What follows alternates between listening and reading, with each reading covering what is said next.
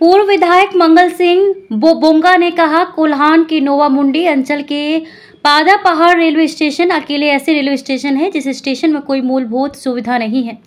आप देख रहे हैं ब्रेकिंग न्यूज चक्रधरपुर। कोल्हान के नोवामुंडी अंचल के पादा पहाड़ रेलवे स्टेशन अकेले ऐसे रेलवे स्टेशन है जिस स्टेशन में कोई मूलभूत सुविधा नहीं है, जबकि उल्लेखित गांव के रैयतों ने खरसावा, गुआ, टाटा, बड़बिल पूरी रेलवे के लिए कई बार अपना बहुफसली सिंचित कृषि भूमि दिया है। ये बातें पादा पहाड़ ग्राम सभा द्वारा पुराना उपायुक्त कार्यालय के सामने आयोजित धरना प्रदर्शन को संबोधित करते हुए झारखंड आंदोलनकारी पूर्व विधायक मंगल सिंह बोबोंगा ने कही।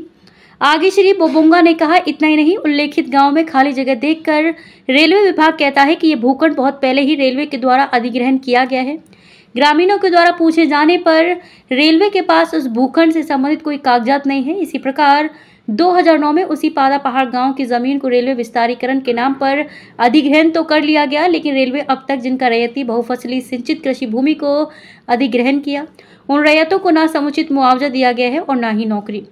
लेकिन रेलवे को उस गांव के लंबित कार्य के लिए कोई गिलानी नहीं। अब फिर टाटा स्टील लिमिटेड के लिए जमीन चाहिए तो कभी जिला भू अर्जन विभाग के द्वारा तो कभी अंचल अधिकारी के कार्यालय के द्वारा बार बार नोटिस जारी किया जा रहा है।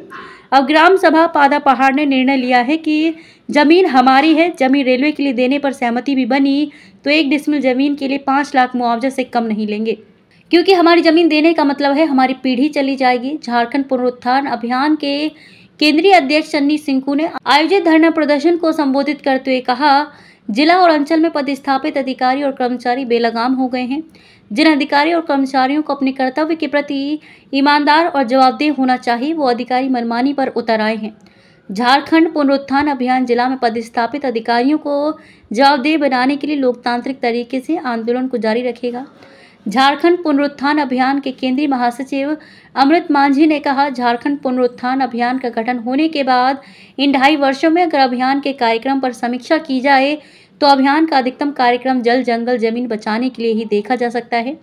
इसीलिए अभियान जहां पर भी सरकारी और अधिकारियों द्वारा गलत तरीके से जमीन हस्तांतरण का काम करेगा, उसका विरोध लोकतांत्रिक तरीके से करते रहेगा। पादा पहाड़ ग्राम सभा द्वारा आयोजित धरना प्रदर्शन को सुशील बारला, बिरसिंह बुरुली, आसमान सुंडी, सीताराम लागुरी, राजेंद्र बालमुचू, चांदबानी बालमुचू, नारायण सिंह पुर्ती, अशोक पान, मोहम्मद फिरोज, रेयान सामाड, रमेश जेराई, कांडे बालमुचू, आनंद बालमुचू ने भी संबोधित किया।